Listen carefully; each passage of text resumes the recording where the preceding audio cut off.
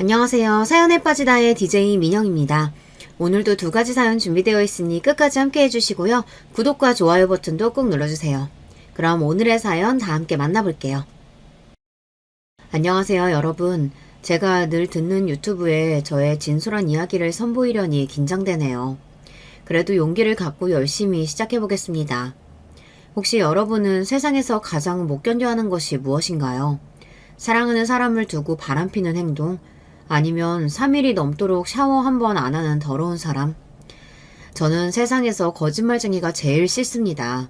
다른 사람들의 기분을 망치지 않기 위해 하는 사소한 거짓말이 아니고요. 남의 인생을 송두리째 앗아갈 만큼 큰 비밀을 감추는 거짓말을 말씀드리는 거예요. 여러분은 누군가의 거짓말로 인해 팔자가 뒤틀려 본 적이 있으십니까? 지금부터 여러분께 들려드릴 이야기는 바로 큰 거짓말로 인해 인생의 한 페이지가 꼬여버린 과거의 일입니다. 이야기의 시작은 제가 사회초년생으로 회사에 입사했을 때로 거슬러 올라가요. 대학교 의상학과를 졸업하고 이듬해 국내의 한 패션 디자인 회사에 들어가니 신나는 일들이 많았습니다. 학생 신분으로는 2,000원짜리 커피도 사 먹기 힘들었지만 이젠 월급이 200만원도 넘으니 커피쯤 매일 마실 수 있었으니까요. 무엇보다 저는 부모님 집에서 독립하고 싶은 마음에 돈을 모아서 내 집 마련할 꿈에 부풀려 있었어요. 그렇게 시간은 쏜살같이 흘러 대리로 진급하고 과장까지 달고 나니 어느덧 저는 베테랑 직장인이 되어 있었어요. 7년 동안 월급을 잘 모으다 보니 작은 오피스텔도 마련하고 직장에서 능력도 인정받으니 남부러울 것이 없었죠. 그렇지만 그 시간만큼 제 나이가 30대 중반을 향해 가고 있었습니다. 저는 걱정이 깊어졌어요. 저는 예쁜 딸아이를 낳고 싶은 사람이었거든요. 당연히 좋은 남자와 결혼하고 싶은 소망도 있고요. 하지만 패션 회사에서 일만 하다 보니 주변엔 여자들 뿐이고 남자 만날 기회가 딱히 없었습니다. 나이트나 술집에 드나드는 것을 좋아하지 않다 보니 남자 만날 일이란 소개팅이나 선뿐이었어요. 하지만 요즘 말로 자만추라고 자연스러운 만남을 추구하는 저는 지금까지 소개팅이라고는 딱 4번 해봤는데요. 모두 꽝이었습니다. 그리고 34살이던 무렵 회사에서 친한 친구가 소개팅을 주선해 주었어요. 자기 사업을 운영하는 35살 사장인데 그 친구가 새로운 회사 프로젝트를 같이 하다가 알게 된 사이였다더군요. 현지야, 너 밝고 재밌는 남자가 좋다고 했지? 순혁 씨랑 일하다 보니까 이 남자가 딱 네가 말한 이상형이더라고. 이 사람이 보니까 옷도 명품만 입고 나름 잘 살아 보이던데 어떻게 한번 만나봐? 친구의 이야기에 솔깃하기도 했지만 전 35살까지 혼자인 신세를 벗어나고 싶은 마음에 당장 그 소개팅 날을 잡자고 졸랐습니다. 그리고 소개팅에서 만난 순영 씨는 말끔한 외모에 웃는 얼굴이 귀여운 사람이었어요. 한눈에 우리는 서로 매력을 느꼈어요. 그렇게 사귀기까지 그리 오랜 시간이 걸리지 않았습니다. 하지만 순영 씨는 너무 기공자치가 나는 도련님 같은 남자였어요. 한 번은 같이 공원을 산책하다가 바닥에 날카로운 것에 그만 제가 발을 다치고 말았습니다. 아! 어머! 발에 뭐가 긁혔는지 피가 나네? 순영 씨는 얼른 제 발을 살펴보더니 그 상처를 보고 호들갑을 떨었죠. 이 일을 어쩌면 좋아? 많이 아파? 내가 업어줄게. 병원 가자. 사실 그렇게 아프지도 않았는데 작은 상처에도 자기가 다친 것처럼 아파해주는 순영 씨에게 감동했어요. 그리고 순영 씨의 등에 업혀가며 전 엄마 생각이 났습니다. 우리 엄마는 외동딸인 저만 보면 늘 노심초사 하셨습니다. 활동적이고 천방지축이던 제가 행여나 넘어져 다치면 아유, 조심 좀 하지 않고서 네가 다치면 엄마 속은 더 쓰라려. 이렇게 달려오신 엄마는 정말 저보다 더 아픈 표정으로 제 상처를 치료해 주셨거든요. 고기만 좋아하는 저를 보시며 엄마는 채소를 많이 먹어야지 건강하게 오래 사는 거야. 고기만 먹지 말고. 이렇게 늘 잔소리를 하셨죠. 그런데 채소도 많이 드시고 건강식만 하신 엄마가 왜 그렇게 일찍 제 곁을 떠나신 걸까요? 제가 23살 때 엄마는 폐암 3기 판정을 받았습니다. 늘 몸무게 50kg을 유지하던 날씬한 분이 암투병을 하시면서 43kg까지 말라가셨어요. 그리고 엄마는 1년도 버티지 못하시고 그만 하늘나라로 가버리셨습니다. 제가 지금까지 살면서 인생에서 이토록 충격적인 일은 그때가 처음이었죠. 그런데 엄마의 장례식 이후 아버지는 반년 만에 돌연 퇴직하겠다고 하셨어요. 우리 아빠는 제가 아는 그 어떤 사람보다 침착하고 현명하신 분이거든요. 웬만한 일에는 감정의 기복도 없는 분이신데 아마 내색하지는 않으셨지만 엄마의 사망으로 아주 힘드셨을 거라고 짐작합니다. 그 이후 아버지를 통해 알게 된 사실은 제 인생에서 두 번째로 충격적인 일이었습니다. 아버지는 제가 꼬마 시절부터 평범한 회사원이셨던 걸로 알고 있었거든요. 가끔 급한 출장을 다녀오시긴 했지만 방위산업체 회사를 다닌다고만 알고 있었죠. 그런데 퇴직 이후 아빠는 저에게 그 회사에 대한 고백을 하셨습니다. 현지야, 이 아빠는 사실 NSI 국가정보원 소속의 특수공무원이었단다. 직업 특성상 가족에게조차 비밀을 유지해야 해서 너와 엄마를 속인 셈이 되었구나. 특히 너희 엄마는 죽는 날까지 내가 일반 회사원인 줄 알고 있었지. 발설할 것도 아니고 네 엄마 눈 감기 전에는 그 사실을 얘기해 줄걸. 지금도 그게 참 미안하다. 처음에 아빠 말을 듣고 깜짝 놀랐지만 가장 가까운 배우자에게까지 소개해야 했던 아빠의 심정에 공감이 갔습니다. 아마 아빠는 비밀을 감춘 채 엄마를 보낸 것이 많이 후회되셨던 모양이었어요.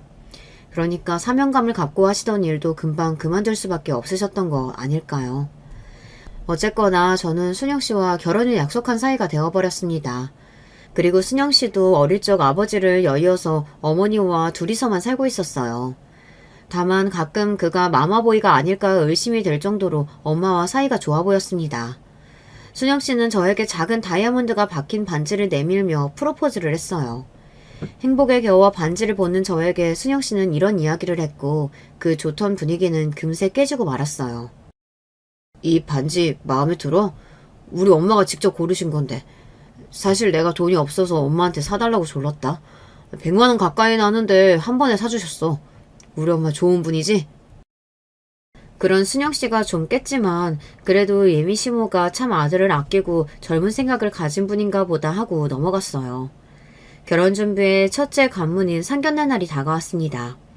종로의 정갈한 한정식집에 아빠와 저는 먼저 도착해서 예약해놓은 방에 앉아 있었어요. 이윽 후 방에 들어오시던 시모의 모습은 아주 여왕님이 납신 것만 같았죠. 옥빛 한복 치마에 하얀색 저고리를 입으시고 머리는 미스코리아처럼 부풀려 올리신 차림새가 좀 과하다 싶었습니다. 양가 집안 가족이 좀 단촐해서 진짜 딱 부모님 중에 한 분과 당사자인 우리까지 4명만 모인 자리거든요. 그런데 예비 시모는 고상해 보이는 외모와 달리 뭔가 대화하는 화법이 예의에서 조금씩 벗어나는 느낌을 지울 수가 없었습니다. 자기가 얼마나 고생하고 귀하게 대접하며 아들을 키웠는지 늘어놓은 것부터 해서 자기가 한복집으로 자산을 얼마나 불렸는지 자랑자랑해 어느 교회 권사로 있었다며 자신의 인맥까지 그런 이야기들만 상견례 내내 했습니다. 아니 좋은 얘기도 1절이지 자기 자랑을 8절까지 하니 더 들어줄 수가 있어야 말이죠. 참다 못한 친정아빠는 기분 상하지 않게 화제를 돌리고자 하셨어요. 그런데 아이들 결혼식 날짜는 언제로 하시는 것이 좋겠습니까? 아, 결혼 날짜 말이죠? 제가 원래 신용하는 분이 있어서 그분과 상의하고 결정해서 통보하도록 하겠습니다. 짐짓 눈을 내리깔고 얘기하던 시모는 곧바로 덧붙인 예비 신랑의 말에 당황해했어요. 아, 엄마가 다니시는 그 선녀보살님 말씀이시구나. 저 대학 갈 때도 지원하는 대학교부터 학과까지 모두 그 보살님이 점지해줬어요. 늘 엄마가 우리 집 중대사는 다 그분한테 물어보고 정하거든요. 그래서 우리 결혼식도 아마 보살님이 정해주실 겁니다. 독실한 크리스찬임을 강조하시던 분이 무당 같은 미신을 믿는다뇨. 속으로 적잖이 놀랐지만 예비 시모가 난처해 할까 봐서 저도 아빠도 겉으로 내색하지는 않았어요. 상견례 자리에서 남은 이야기라고는 귀에 피가 날 정도로 들은 시모의 자기 자랑뿐이었고 진짜로 얼마 뒤 시모는 몇 월 며칠 결혼식 날짜를 딱 찍어 알려주셨습니다. 아마 그 영험하신 보살님이 정해준 날짜겠죠 뭐. 예비 부부들은 결혼식을 준비하다 보면 사사건건 싸우게 된다고 들어서 저는 가능하면 이해하고 넘어가려는 심정이었습니다. 자산이 몇십억이나 된다던 시모는 의외로 우리 집 한 채 마련해주지 않으시려고 들었어요. 결국은 제 오피스텔을 팔고 남은 돈 1억과 시모와 순영씨가 합친 돈 2억으로 서울의 작은 아파트를 전세 계약했습니다. 저는 대출을 좀 더 받아서 집을 사두면 나중에 오를 것 같아 보였지만 이 역시 시모는 반대하고 나섰어요. 예비신랑은 시모의 뜻을 거슬릴 생각이 전혀 없어 보였기 때문에 그냥 제 뜻을 접어야 했죠. 이뿐이 아니라 제가 보내드린 예단비에 대해서도 시모는 불만을 대놓고 표현하셨어요. 너희 집은 예단비에 대한 기본적인 개념이 없구나. 지난번 걔는 2천만 원이 줬는데 너흰 고작 1,000만 원이 뭐니? 네? 누가 2천만 원을 주셨다는 말씀이시죠, 어머니? 아니야. 나보다 먼저 며느리 본 친구 얘기한 것뿐이다. 신혼집으로 제 돈을 거의 다 쓴 형편이라 결국 시모께 예단비 500만 원을 더 드리기로 했습니다. 우여곡절 끝에 결혼식을 올리고 신혼생활을 시작했죠. 그런데 이상하게도 식을 올린 지 석 달이 다 되어가도록 남편은 혼인신고를 미루고 있었습니다. 어느 저녁 우리 부부는 매운탕에 소주를 3병이나 마시고 둘 다 꽤 취했답니다. 그때 생각난 김에 남편에게 슬쩍 떠보았어요. 근데 여보는 왜 혼인신고를 아직도 안 하고 있는 거야? 혹시 나를 못 믿겠다거나 나랑 결혼한 걸 후회할까봐 그래? 아이, 그런 말이 어딨어. 난 자기 없이는 못 살아. 나 요즘 하는 사업이 보통 바쁜 것이 아니라 시간이 없어서 그렇지 뭐. 그렇지?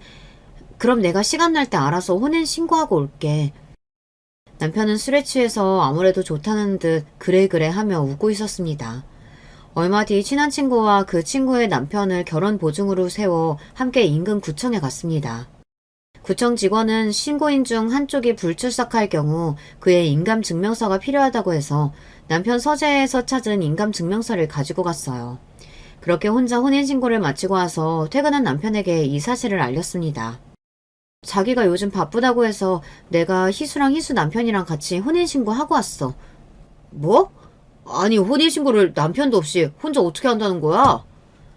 구청 직원이 인감증명서만 있으면 당신이 굳이 안 와도 된다고 해서. 너 나한테 사기치려는 거냐? 말도 없이 멋대로 내 인감증명서 갖고 가서 혼인신고하는 법이 어딨어? 남편은 전에 없이 저에게 크게 화를 내고는 방을 나가버렸습니다. 아니, 결혼한 부부가 혼인신고한 게 그리 큰 죄입니까? 남편에게 제 억울한 마음을 얘기하러 서재로 가보았는데 이미 남편은 문을 닫고 통화 중이었어요. 그렇다니까요. 엄마, 나 어떡해요? 이미 혼인신고 당해버렸으니. 마마보이답게도 남편은 이 일을 시모에게 일러 바쳤고 1시간 뒤에 시모가 우리 집에 찾아오셨습니다. 며느리 너, 사람이 그러는 거 아니다. 그런 중체대한 일은 어린인 시어머니와 또 하늘같은 서방님과 함께 의논하고 진행해야 할 거 아냐? 시모는 그렇게 저를 한참 동안 꾸중하시고 남편은 이제 내 호적 어떻게 해 하며 시모 옆에서 울먹이고 있었습니다. 제가 무슨 억지로 보쌈 결혼이라도 했답니까? 혼인신고를 혼자 했다는 이유로 그날 밤을 꼴딱 세울 만큼 시모의 잔소리와 남편의 비난을 들어야 했어요. 아, 결혼 생활이 이렇게 힘든 것인 줄 미처 몰랐어요. 무엇보다도 제 결혼 생활을 지옥살이로 만들어버린 장본인은 바로 시모였습니다. 우리 부부는 명목상 분가한 자식이지 실제로는 시모와 합가했다고 봐도 무방할 정도였으니까요. 그 시작은 신혼여행으로 거슬러 올라갑니다. 결혼식을 마치고 사정상 다음날 아침 일찍 공항에서 출발하는 일정이었죠. 그런데 공항에서 비행기표를 발권하고 기다리는 사이 커다란 선글라스를 끼고 우리에게 인사하는 시모를 보고 말았어요. 어머님께서 공항에는 무슨 일로 저희 배웅하러 나오신 거예요? 배웅은 무슨? 나도 여행 간다. 내가 5년 전에 환갑자치도 제대로 못했었거든. 이번에 너희 신혼여행 가는 김에 내 환갑여행도 같이 가려고. 맞다. 죄송해요. 그때 미혼이라 엄마를 못 챙겨드렸으니까 이번에는 우리 부부가 잘 모시고 다닐게요.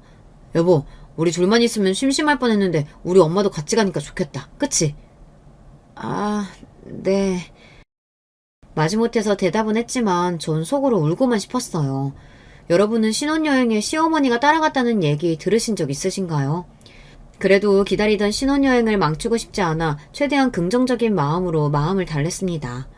시모는 친한 친구와 이 여행을 동행하시고 두 분이 같이 호텔방을 쓰셨지만 우리가 다니는 요트 체험, 바베큐 파티, 시내 관광 등 모든 코스에 두 분이 함께 하셨어요. 이렇다 보니 남편과 오붓한 시간을 지낼 수도 없었고 심지어 첫날 밤도 남편은 시모의 방에서 늦게까지 놀다 들어와 저 혼자 잠들어버렸습니다. 결국 우리 신혼여행 사진에는 남편과 저 둘이 찍은 사진보다 시모와 남편이 찍은 사진이 훨씬 많을 정도였다고요. 평생 로맨틱한 기억으로 가져갈 신혼여행은 그렇게 시모로 인해 망해버렸습니다. 하지만 신혼여행은 시작에 불과했어요. 우리가 얻은 신혼집은 시댁에서 차로 30분 거리에 있었습니다. 하지만 매주 몇 번이고 시모는 신혼집에 오셨어요. 속도 없는 남편이 언제 현관 비밀번호를 시모에게 가르쳐드렸는지 미리 방문 연락도 없이 무작정 제 집에 들어가듯 비밀번호를 누르고 들어오셨어요. 아이쿠야, 어머님, 저 지금 샤워하다 나왔는데 갑자기 이렇게 들어오시니까 놀라서 까무러칠 뻔했어요. 여기가 어머님 집도 아닌데 자꾸 비밀번호로 몰래 들어오시게 해요? 같은 여자끼리 내외하기는 네 알몸 하나 볼 것도 없더라야. 그리고 너 한다는 말본새가 누가 몰래 온다던? 내 아들 집이고 내 돈 들어간 집인데 내가 못 올 때 왔다 이 말이냐? 시모가 이렇게 혼자 오시면 양반이죠. 툭하면 자기 지인들까지 데리고 오신단 말이죠. 지난번 신혼집 집들이 때의 일이었어요.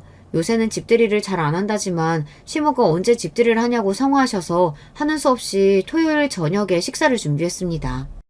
우리 친정아빠도 모셔놓고 저는 부엌에서 음식을 하느라 여념이 없었죠. 이후 그 시모가 오셨는데 글쎄 4분의 여자분과 함께 오셨어요. 어서 오세요. 이분들은 누구세요? 시모는 황당해하는 저와 친정아빠를 모른 채 인사도 없이 자기 손님들을 챙기느라 바빴어요. 자자, 불편해하지 마시고 어서 들어오세요. 아유, 권사님, 이러면 요즘 며느리들한테 못 보여요. 아유, 나 그렇게 눈치 없는 사람 아니에요. 그냥 갈게요. 아니, 어느 집 며느리가 시어머니 귀한 손님들께 눈치 주고 뭐라고 한답니까? 안 그러냐, 며느리야? 전 마지못해서 네, 어서들 들어오세요 하고 손님들께 인사를 드렸어요. 우리 교회 여전도회 모임 점심때 있었는데 중차대한 교회 일로 논의하다 보니까 어느새 네 집들이 시간이 다 된 거 아니냐. 어차피 잔치라는 것이 여러 사람 모여서 축하해주면 복이 그만큼 더 생기는 법이지. 그래서 내가 교회 여전도회 분들 모시고 왔으니까 한 분 한 분 잘 인사드려라. 시몬은 멋대로 자기 교회 지인분들을 모셔와 놓고 이렇게 뻔뻔하게 그분들을 대접하라고 강조하셨어요. 교회 분들은 그래도 양심이 있으신 분들인지 자리를 부담스러워 하셨고 우리 아빠도 생판 모르는 여자분들이 여러 들이닥치니 불편해 하셨습니다. 게다가 오시자마자 저에게 음식을 내놔라 와인은 없느냐며 부산을 떠는 시모가 그렇게 얄미울 수가 없었어요. 시모는 하하호호 손님들과 수다 떠느라 바쁘고 남편도 그 옆에 낑겨 앉아서 좋다고 웃고 앉았습니다. 저만 음식하느라 정신없이 바빴죠. 저는 넉넉히 해물탕과 갈비찜, 잡채 등 다양한 음식을 준비했지만 예고도 없이 손님들이 많아졌으니 음식이 좀 부족할 수밖에요. 밥도 없어서 햇반을 급히 내와야 할 정도였죠. 여보, 오늘 해물탕이랑 갈비찜 진짜 맛있다. 당신도 그만 같이 와서 먹어. 그랬더니만 시모는 또 저에게 음식 타박 잔소리를 시동걸었어요. 아유, 잔치집 음식이라고 내놓는 것이요. 집사님들 죄송해요. 며느리가 공부만 하고 일만 해서 집안일은 도통 배우질 못해서 이런가 봐요. 음식이 맛없고 좀 부족하더라도 이해해줘요. 이해라니 별 말씀을요. 요즘 젊은 여자들 음식 하나 못하는 게 일반적인데 며느리분 잘 들이셨네요. 이렇게 어르신들을 모시고 음식도 스스로 하고 참 장해요. 아이고, 갈비찜 고기 식감이 이게 왜 이러니? 아휴, 친정엄마 밑에서 잘 배워왔으면 이렇지는 않을 텐데. 결국 시모는 돌아가신 친정엄마까지 들먹이며 욕보였습니다. 잠자코 계시던 우리 아빠도 이해 참지 못하셨던지 사부인께서 식구도 아닌 분들을 모시고 오실 줄 알았으면 힘들게 우리 딸 요리 안 시켰죠. 그냥 어디 밖에 나가서 사 먹을 걸 그랬습니다. 내 지인들도 한 10대 명 불러다가요. 침착하게 말씀하셨지만 사실 이 정도 말씀이면 우리 아빠 진짜 속으로 화나신 편이에요. 이런 분위기를 눈치챈 듯 교회 집사님들은 한 분 한 분 이제 식구들 저녁 챙겨주러 가야 한다며 일어서셨습니다. 그렇게 파토가 나자 시몬은 저를 한 번 더 째려보더니 그분들과 나가시더군요. 모두 나가고 나자 아빠는 남편에게 집들이 선물로 돈봉투를 쥐어주시며 말씀하셨어요. 김서방, 무슨 선물 필요할지 몰라서 현금을 대신 넣었네. 그런데 자네 어머님은 평소에도 이렇게 자주 집에 방문하시는가? 우리 딸은 이런 일에 익숙치 않으니 자네가 중간에서 잘 막아줘야 할 것이야. 네, 장인어른. 와, 근데 집들이라고 돈을 50만 원이나 주셨어요?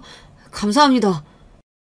사람는 남편은 아버지의 당부 말씀은 귀에 들어오지도 않는지 대답만 크게 하곤 꽁돈만 좋다 하고 있었어요.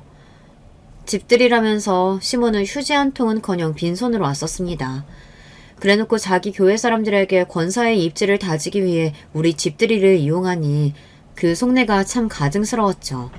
시모의 만행이 이것으로 끝나면 참 좋겠지만요. 그것은 시작에 불과했습니다. 우리 신혼집은 교통편이 좋은 위치에 있었어요. 지하철은 걸어서 5분, 버스 정류장은 바로 코앞에 있었거든요. 교통이 편리하다는 이유로 시모는 종종 자기 지인, 친구들을 우리 집에 불러 모았죠. 심지어 사업상 손님을 모시는데 그 손님 집이 우리 집과 가깝다는 이유로 미팅까지 한 적도 있어요. 이렇게 내 소중한 보금자리에 시모가 개인적으로 들락날락 한다는 것은 점점 참기 어려워졌고 급기야 친구들에게 불만을 털어놓았죠. 야, 멍청아. 별걸 다 고민한다. 예전에 우리 시모는 반찬 핑계로 일주일에 한 번씩 꼬박꼬박 집에 들리셨는데 어느 날 내가 현관 비밀번호 바꿔놨어. 어머님이 길길이 날뛰었지만 요즘 집조족들이 늘었다면서 대충 둘러댔더니 그나마 좀 덜 오시더라고. 저보다 먼저 시집간 친구의 묘수에 저는 무릎을 치고 감탄했어요. 당장 우리 집 현관 비밀번호를 바꿔놓았습니다. 이것을 보고 길길이 날뛸 시모의 모습을 떠올리니 고소하기 그지없었어요. 어느 규모일 회사에 있는데 여지없이 시모의 전화가 울렸습니다. 그때는 회의 중이라서 전화를 못 받고 나중에 보니 부재중 전화가 글쎄 12통이나 와 있는 거 있죠. 다른 사람 같으면 급한 용건이 있나 보다 해서 바로 전화를 드리겠지만 시모는 분명 우리 집 현관에서 비밀번호 때문에 전화를 한 것이 분명했어요. 그래서 문자로 회의 중이라서 나중에 연락드리겠습니다 라고 시모에게 보냈더니 나중에는 문자 폭탄을 보내시더라고요. 그럼에도 저는 짐짓 모르는 척 했습니다. 이번 일만 참고 넘어가면 앞으로 내 편안한 집에 갑자기 시모가 들이닥치는 일이 없을 것 같았거든요. 그렇게 회사 일을 마치고 집에 들어가니까 천국이 따로 없었습니다. 평소 같으면 시모가 와서 냉장고에 있는 음식이나 후식용 비스킷 등을 까먹고 제대로 치우지도 않았을 텐데 오늘의 집은 제가 어제 청소해 놓은 그대로 말끔했거든요. 이렇게 좋은 걸 결혼하자마자 진짜게 할 걸. 어디 느긋하게 커피나 마셔볼까? 이렇게 커피를 끓이고 있는데 얼마 뒤에 현관 비밀번호 누르는 소리가 났어요. 남편이 온 모양입니다. 저는 커피 한 잔을 예쁜 잔에 담아 남편을 맞이하러 현관으로 나가보았더니만 그곳에는 눈을 부릅뜨고 저를 노려보고 있는 시모와 난감해하는 남편이 같이 서 있었어요. 어머님이 이 늦은 시간에 어쩐 일이세요? 너 지금 미쳤냐? 이혼하고 싶어? 이게 허락도 없이 제멋대로 집 비밀번호를 바꿔놔! 짝, 쨍그랑. 그렇게 버럭하시더니 시모는 저에게 달려들어 냅다 뺨을 올려치셨습니다. 그 바람에 제가 들고 있던 커피잔은 바닥으로 내동댕이쳐 깨져버렸어요. 사람이 순식간에 일어난 일 앞에서는 뇌가 멈춘 채로 멍하게 된다는 것을 그때 알았습니다. 이 어이없는 상황에 전 입을 벌리고 정신줄을 놓고 있었을 뿐이었죠. 이 신혼집을 누가 해줬는데 내 돈으로 산 내 집이야. 또 내 속으로 낳은 내 아들 이름으로 되어있는 집이고 그런데 니깎게 감히 이 집 주인인 척 굴다니? 뻔뻔한 년. 말은 바로 하셔야죠. 무능력한 남편이 모아놓은 돈도 없다고 해서 좀 보태주신 것뿐인데 제 돈 1억은 왜 빼놓고 말씀하시는데요? 그리고 이 집 공동명의로 되어 있어요. 뭐? 공동명의? 누구 마음대로 그렇게 했어? 너 순영해. 당장 내일 복덕방 가서 이 집 명의에서 며느리 이름 빼도. 알겠냐? 무식한 시모의 발언에 피식 웃음이 나와버렸어요. 어머님, 부동산 명의는 복덕방에 가서 하는 게 아니고요. 등기소에 가서 하는 겁니다. 생전에 아버님이 다 알아서 해주셨으니 이런 일은 모르시나 봐요. 그리고 제 돈 1억이 여기에 함께 있다는 계좌이체 증거도 있으니 어머님 뜻대로는 안 될걸요? 모두 다 떠나서 지금 저 때리신 거 먼저 사과해주세요. 사과라니? 내가 사과 안 하면 네가 어쩔 건데? 너야말로 당장 내 앞에서 무릎 꿇고 잘못 빌어라. 원래 비밀번호를 안 바꾸면 그땐 뺨이 아니라 이혼이야, 이혼. 여자가 이혼해서 큰음 달아봐라. 그날로 네 인생 쫑나는 거야.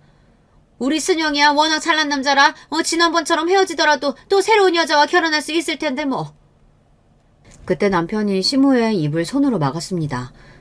엄마, 오늘 많이 흥분하셨으니 이만 댁으로 돌아가세요, 네? 자꾸만 실수하시네.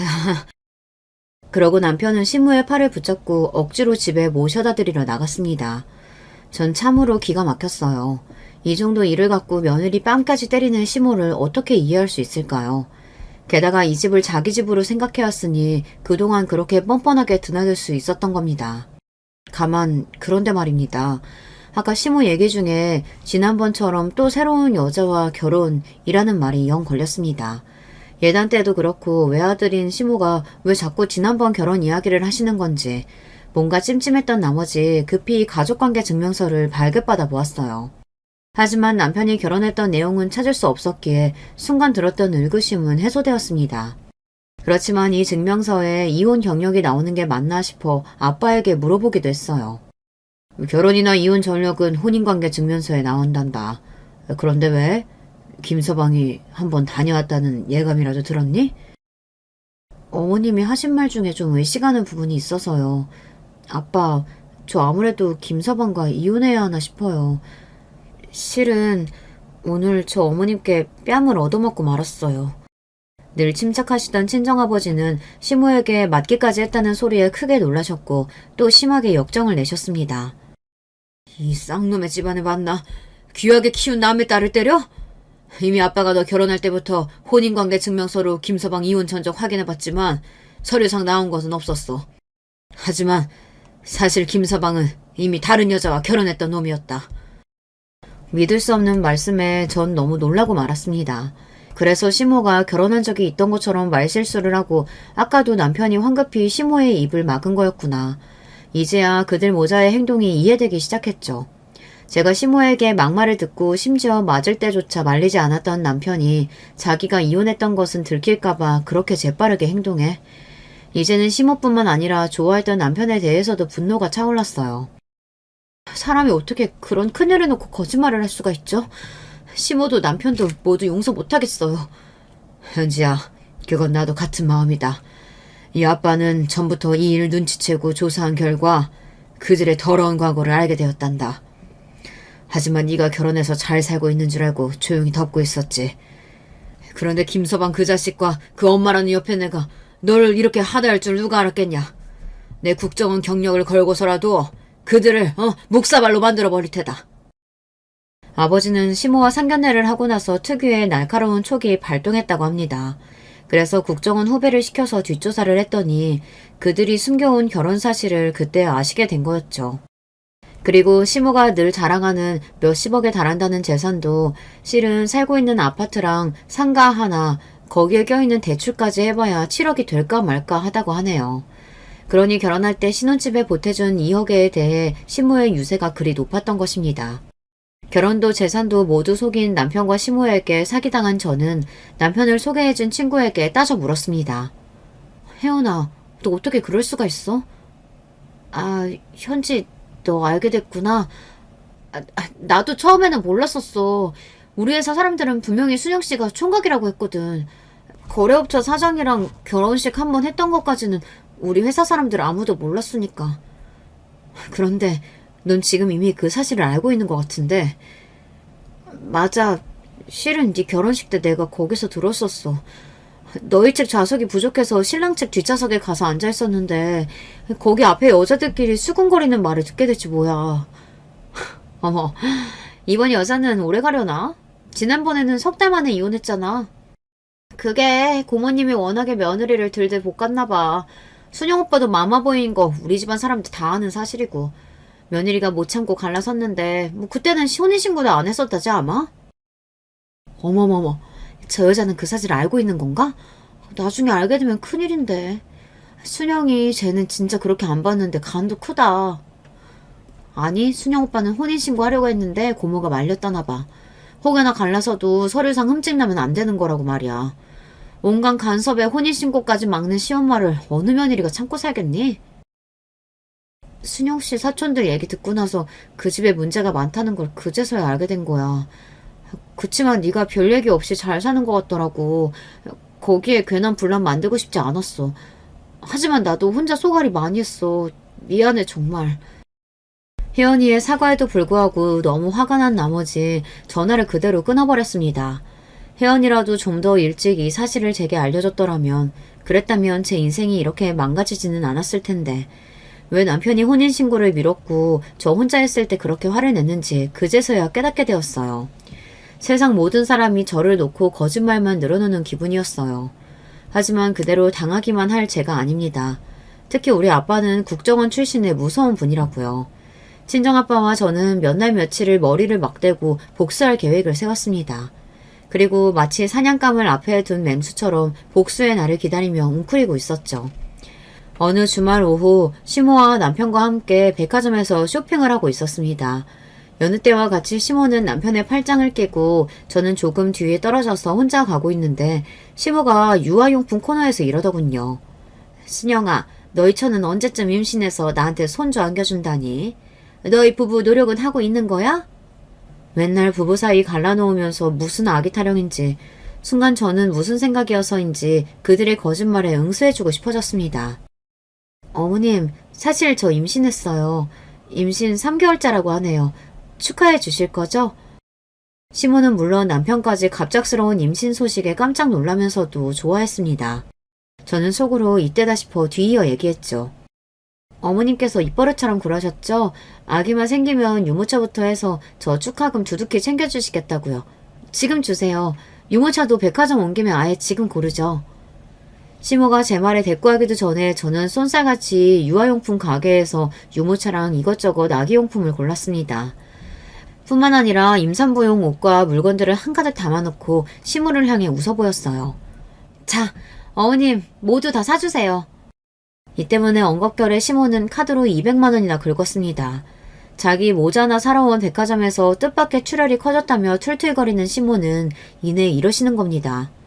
우리 가문에 손주가 생겼으니 그 이름은 내가 미리 보살님하고 정해놔야겠구나. 그리고 저는 여기에 바로 반격했어요. 아니요, 사실 우리 친정아버지가 다니시던 아주 용한 박수무당 왕꽃도령이라고 있어요. 이미 거기에서 이름 받아놓으셨다고 하니까 어머님은 그 보살님 드릴 돈 저 주세요. 시모는 백화점 한복판에서 저에게 침을 튀겨가며 곧 죽어도 자기 보살님이 손주 이름을 정해줘야 한다고 했지만 저는 듣는 채 마는 채 혼자 집으로 와버렸습니다.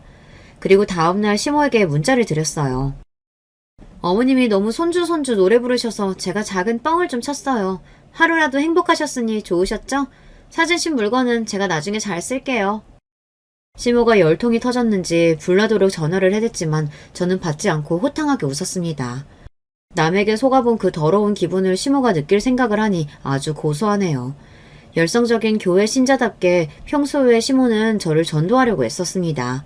물론 종교적인 좋은 의도도 있으시겠지만 무엇보다 자기 교회 사람들에게 보여주고 싶어 했으니까요.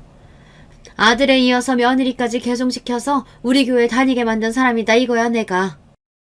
불보듯 뻔한 속내였기 때문에 주일에 교회 가자는 시모의 제안을 번번이 거절했죠. 그런데 이번만큼은 그 말씀에 수락하고 시모의 교회에 가기로 했답니다. 여느 때와 같이 주일 아침이면 남편은 항상 9시에 나와 시댁에 들러 시모를 모시고 교회에 갑니다. 남편은 명품 정장에 시모는 무슨 파티복이라도 되는 화려한 정장을 입고서 말이죠. 지난번에 얼토당토하는 거짓말을 하더니 하나님이 너를 회개시켰었나 보다. 갑자기 교회에 따라 나서겠다니 말이다. 난 아직 네가 앙큼하지만 앞으로 잘 교회 다닌다고 하니 한 번만 봐주는 거야. 다음 주에는 그런 허접한 옷 말고 명품으로 최대한 차려입고 와라. 네, 어머님. 시모가 뭐라고 하셔도 전 기분이 좋았습니다. 앞으로 아주 재미있는 일이 벌어질 것이기 때문이죠. 교회에 들어서자 목사님과 사모님이 반갑게 맞아주셨어요. 아, 오늘은 며느님이 함께 와주셨군요. 우리 교회에 오신 것을 환영합니다. 네, 목사님 그간 저희 어머니께서 많이 말씀해 주셔서 너무 친숙하네요. 요즘 학교폭력에 깡패하는 짓 둘째 아들 때문에 속 많이 상하셨다면서요? 결국 도피성 유학을 해외로 보내고 마셨다고. 사모님은 다이어트 한약 잘못 드셔서 10kg 넘게 체중이 불었다던데 지금은 좀 어떠세요? 저희 어머님이 지난번 맞춤 한복 다시 손봐야 해서 아주 힘드셨답니다. 제 돌직구에 목사님과 사모님은 얼굴이 벌개져서 시모를 째려보고는 예배당으로 들어가 버리셨습니다. 어머머, 얘가 오늘 뭘 잘못 먹었나? 너 입을 이상하게 놀리는구나. 목사님께 그런 말씀 드리면 어떡해? 왜요? 어머님이 늘 우리 목사님 하면서 걱정이 많으시길래 저도 걱정돼서 드린 말씀인데. 그렇지? 엄마, 우리 아내가 이렇게나 착해요. 엄마 걱정을 따라서 며느리도 한다니 말이야. 조용히 입 닥치지 못해? 이 눈치 없는 놈아. 시몬은 열이 오르는지 얼굴에 부채질을 해가며 예배당 안으로 들어가셨습니다. 예배당 안에서도 시몬은 우아한 미소를 보내며 이분저분 인사하고 안부를 서로 묻고 있었죠. 아, 지난번 저희 신혼집에도 오셨던 박 집사님이시죠? 집사님 가시고 난 뒤에 우리 어머님께서 뭐라고 하신 줄 아세요? 남편분이 명예퇴직 당하고 나서 집이 쫄딱 망했다고, 이제 우리 한복집에 올 일도 없을 테니 아는 체 할 필요도 없겠다고요. 어머님 염려와 달리 어떻게 살림살이가 좀 나아지셨어요? 장 권사님, 그렇게 안 봤는데 아주 입이 싸신 것 같네요. 네, 염려와 달리 우리 시댁이 좀 잘 사셔서 굶어 죽지 않을 만큼 생활비 받고 있습니다. 이번에 사촌 조카 결혼한다고 해서 권 집사님네 한복집 연결해 주려고 했는데 누추한 집안이라 영 안 되겠네요. 이렇게 저는 시모가 교회분들에 대해 뒷말했던 것을 다 기억해내고 한 분 한 분 전해드리면서 시모는 교회에서 큰 창피를 당했죠. 이후 그 조용한 분위기에서 목사님의 설교 말씀이 시작되었습니다. 그런데 말입니다. 이 사회에 아주 뿌리 깊게 내려앉은 토속신앙, 미신을 아직도 따르는 자들이 있습니다. 우리 성도님들은 그런 유혹에 흔들리지 말며. 저는 손을 번쩍 들고 일어나서 큰 목소리로 목사님께 질문을 던졌습니다. 목사님, 그럼 교인은 점집에 가서는 안 되는 건가요? 보통 예배 중에 저처럼 끼어드는 사람은 잘 없는지라 당황하셨지만 목사님은 애써 침착하게 대답해 주셨어요. 물론이죠. 점집에 다니면서 귀신의 이야기를 듣는 것이야말로 하나님의 자녀가 되지 못할 아주 나쁜 행위입니다. 어머, 이를 어째? 우리 어머님은 수십 년 동안 점집에 드나지셨잖아요. 시댁 중요한 일들은 모두 선녀보살님하고 상의해서 정했는데 어머니, 목사님이 그러면 안 된다고 하시네요? 제 말에 교회의 안은 술렁이기 시작했습니다. 그리고 목사님은 식은땀을 흘려가며 정중하게 말씀하셨죠. 장권사님 가족분들은 오늘 예배에서 그만 나가주셔야겠습니다. 저는 아무것도 모르는 척 연기를 하고 시모와 남편은 진땀을 빼며 교회를 빠져나갔습니다. 이런 완수 같은 것이 있나? 너 오늘 무슨 억하심정으로 이러는 거냐? 어? 내가 수십 년간 교회에 공들여서 쌓은 위신이 한순간에 무너져 버렸네. 고객들을 잃었으니 이제 우리 한복집은 어쩌냐? 그런데 제가 없는 말 한 것들은 하나도 없잖아요. 어떤 사람들은 이혼해놓고 총각인 척 행세하고 다시 결혼도 하는데 거짓말 하나 하지 않는 제가 무슨 잘못이랍니까? 제 말에 남편과 시모는 파리한 얼굴이 되어 저에게 물었습니다. 여보, 나 이혼했던 거 알고 있었어? 언제부터? 어떻게 알았어? 당신도 어머님도 그러는 거 아니야. 한 여자의 인생을 망쳐놓고 또 사기 결혼해서 내 인생을 망치려고 해? 앞으로 어머님은 제 앞에 다시는 나타나지 마세요. 우리 아빠가 전 국정원 출신이에요. 제 앞에 나타나는 순간 쥐도 새도 모르게 사라지도록 해버릴 테니까요. 그렇게 시모에게 통쾌한 복수를 하고 나서 다시 왕래하지 않았습니다. 시모 한 명이 인생에서 사라지자 속이 너무 후련하고 인생이 편안해지더라고요. 나중에 남편에게서 들어보니 시모는 제가 교회에서 난장판을 벌인 이후로 다시 그 교회에 얼씬도 하지 못했었다네요.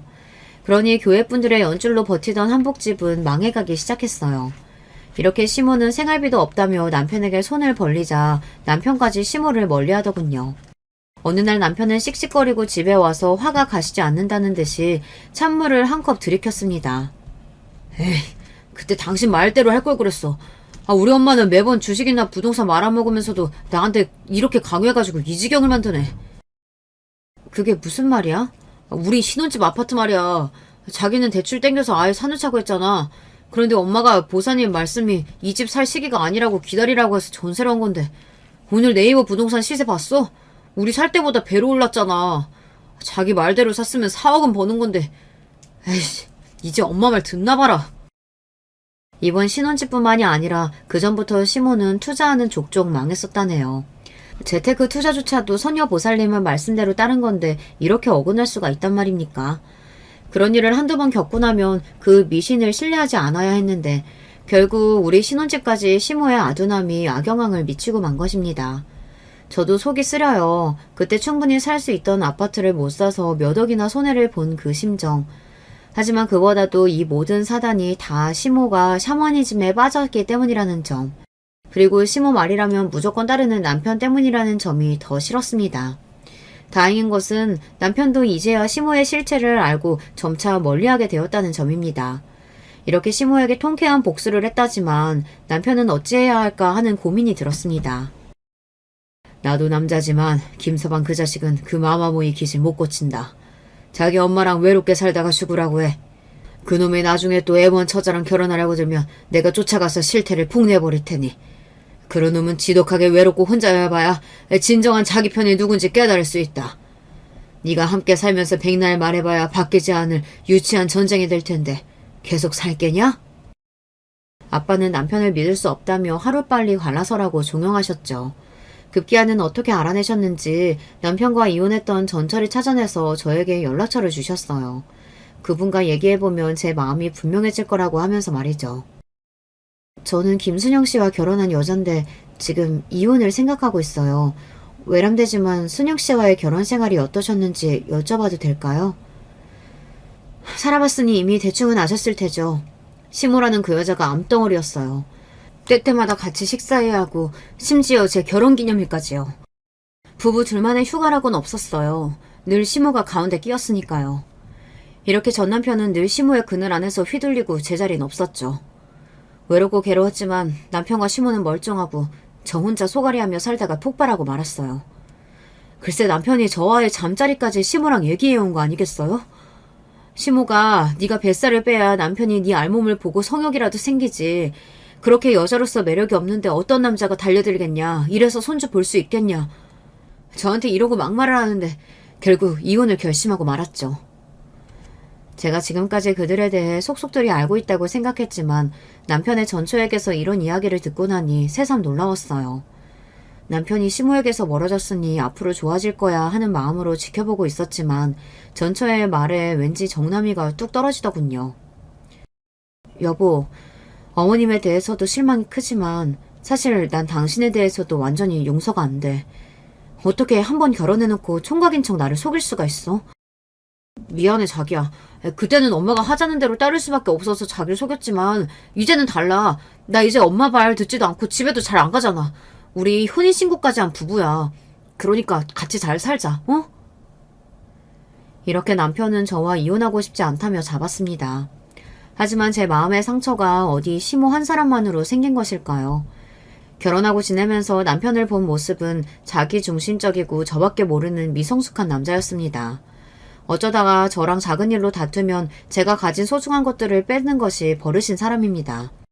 조금 부끄럽지만 제가 어릴 때부터 지니고 있는 애착 베개가 있어요. 여행이든 어디에 가도 그 베개를 가지고 다니는데 제가 오랫동안 아낀 물건이면서 우리 엄마가 고운 꽃무늬 2개를 수놓아 주신 소중한 유품이기도 합니다. 그걸 아는 남편은 저와 부부싸움을 하고 난 다음날 출근하면서 그 베개를 가지고 가버렸어요. 분명히 잘 때 껴안고 있던 베개가 발이 달린 것도 아닐 텐데 30분이나 집안을 뒤져보았지만 어디에도 없는 것이었어요. 순간 설마 하고 남편을 의심했는데 딱 맞았습니다. 혹시나 싶어 남편에게 문자로 여보 어제는 내가 실수해서 미안해 하니까 답장이 왔죠. 그래 네가 날 화나게 만들어서 그 베개 가지고 나왔는데 이렇게 자기 잘못 사과했으니까 도로 가지고 갈게. 진짜로 남편은 화가 난다는 이유로 제가 애지중지하던 물건을 가지고 나가버린 것입니다. 이게 5살짜리 유치원생이지 어디 36 먹은 남자가 할 짓입니까? 그래도 이건 귀엽기라도 하죠. 매번 시모가 저를 괴롭힐 때마다 편을 들어주긴커녕 강 건너 불구경하듯이 신경도 안 쓰던 사람이 뒤늦게 제가 왜 나를 도와주지 않느냐고 물어보면 우리 엄마가 자기한테 나쁜 뜻이 있어서 그러실 뿐이겠어. 다 잘되라고 잔소리 좀 하신 거지. 그냥 자기가 그러려니 해. 이렇게 대수롭지 않게 자기 아내의 상처를 외면해버리던 그런 그를 어떻게 포용하고 함께 살 수 있겠어요. 그렇게 제 마음은 현재 이혼의 결정 앞에 있습니다. 제가 마음만 먹으면 아이도 없는 마당에 이혼하는 것이 그리 큰일도 아니겠죠. 제 혼인관계 증명서에 구질구질한 이혼 전력이 남겠지만 제 인생보다야 소중하지 않으니까요. 그렇지만 남편은 앞으로 저에게 잘하겠다고 제 말만 들으면서 살겠다고 반성하는 모습을 보이고 있습니다. 그리하여 저는 여기 유튜브에 제 사연을 보내기로 결심한 것입니다. 왜냐하면 평소에 제가 이곳에서 듣는 천태만상 이야기를 통해 배운 점이 많았거든요. 그리고 저처럼 선택의 기로에 서 있는 사연자분들에게 자기 딸처럼 동생처럼 조언해 주시는 분들이 많으시더라고요. 마마보이였던 남편과 결혼 생활을 유지하는 게 좋을지 아니면 이번 기회에 남이 되는 것이 나을지 여러분의 의견을 부탁드립니다.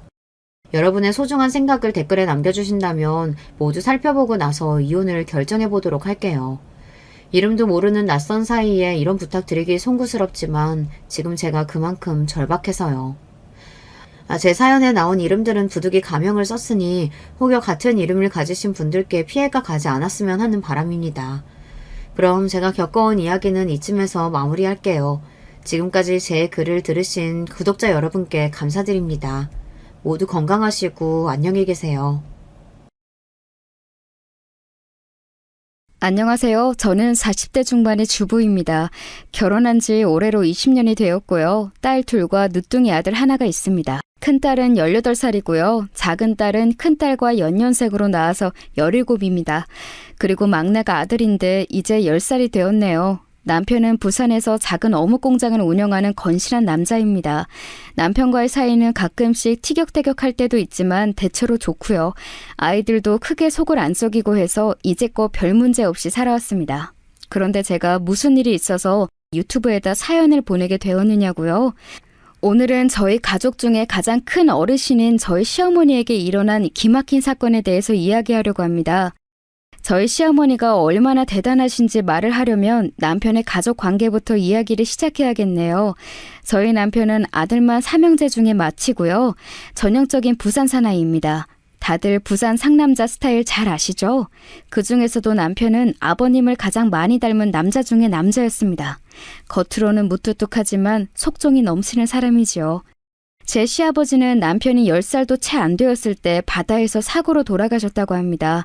남편의 아버지, 그러니까 제 시아버지는 배를 타는 어선 선장이셨는데 조금 더 먼 바다로 나가 고기를 잡으시다가 풍랑을 만나 배가 뒤집혀서 선원들과 함께 바다에서 돌아가셨고 시신조차 찾지 못하셨다고 합니다. 제 시어머니는 그러니까 20대 후반쯤에 과부가 되어 버리신 거고요. 남편은 돌아가신 아버지 얼굴을 거의 사진으로만 접해봤다고 하네요. 지금은 잘 기억도 나지 않는다고 하고요. 남편을 하루아침에 사고로 잃은 후 시어머니는 아들 셋을 데리고 살아갈 일이 막막했답니다. 그래서 어머니는 무작정 자갈치 시장에 나가 단골이던 생선가게에 취직해 새벽부터 일을 하셨습니다. 처음에는 일을 잘 못해서 사장님에게 혼나기도 많이 하셨지만 취직한 지 얼마 안 지나서 그 가게의 1등 판매원 아지매가 되셨다고 하시네요. 그렇게 몇 년간 돈을 악착같이 모으신 시어머니는 생선가게를 직접 운영하시게 되었고 얼마 후 돈을 재투자해서 생선가게 옆에 생선구이 식당까지 2개의 점포를 하게 되셨습니다. 그렇게 제 시어머니는 20년 만에 자갈치 시장에서는 알부자로 소문이 나게 되었습니다. 생선 파는 좌파는 2년 전에 힘에 부쳐서 접으셨기는 하지만 시어머니는 아직까지도 70이 다 된 연세에도 생선구이 식당을 운영하시며 새벽부터 밤 9시까지 쉬지 않고 일을 하십니다. 그런 일 중독에 빠지신 어머니를 보다 못해 남편이 이렇게 말을 했습니다. 어머니, 나이도 70이나 됐으면 이제 일 할 만큼 했다 아이가. 그러니 이제는 동네 친구들이랑 해외도 좀 나가 놀고 하시지. 내가 어머니 여행 보내드릴 돈이 없겠나? 그 옆집 반찬가게 할매하고 같이 동남아 그 뭐냐 태국 거기라도 다녀와요. 아니다. 내 주제 이 해외여행은 뭐 내 아직 돈 많이 벌어놔야 한다. 너희 아들 딸들 시집 장가 보낼 때까지는 못 쉰다 아이가. 남편이나 시동생들이 이제 그만 가게 쉬시면서 좋은 데로 여행이나 다니시라고 권유해도 어머니는 고개를 절레절레 저으면서 악착같이 일을 하시는 분이십니다. 그러니 얼마나 저희 시어머니가 대단하신 분인지 여러분도 짐작을 하시리라 생각됩니다. 저는 이런 시어머니의 기구한 사연을 한참 남편과 연애하는 도중에 듣게 되었습니다. 남편은 자기한테 어쩌면 불리한 이 사실을 전부 말한 후에 그래도 자기와 결혼할 수 있겠느냐고 묻더라고요. 대부분 여자의 집에서 남자와의 결혼을 반대하는 이유가 홀 시어머니인데다가 외아들이면 반대한다고들 하잖아요. 그런데 남편은 홀 시어머니를 모시고 사는 장남이었던 것이지요. 하지만 남편에게 홀딱 빠져 있었던 저는 사귄 지 1년도 안 되어서 시어머니를 만나 뵙고 싶다고 남편에게 쫄랐고, 남편은 자갈치 시장 안에 있는 어머니의 식당에서 저와 함께 식사를 하는 것으로 잠깐 어머니와 저를 서로 인사시켰습니다. 안녕하세요, 어머니. 저 성철 씨하고 사귀는 사람이에요. 제가 성철 씨한테 반해서 어머니 만나 뵙게 해달라고 쫄라서 오늘 찾아뵌 거예요. 안 돼, 그 말하지 말라고 않겠나?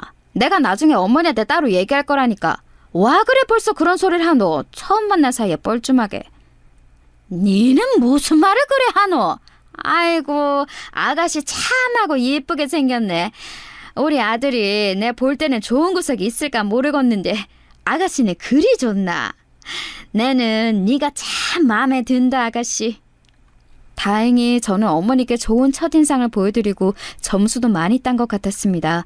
그래서 저는 내친 김에 저희 부모님께도 남편을 결혼하고 싶은 사람으로 소개하기로 했습니다. 그때만큼 남편이 긴장을 한 걸 본 적이 없어요.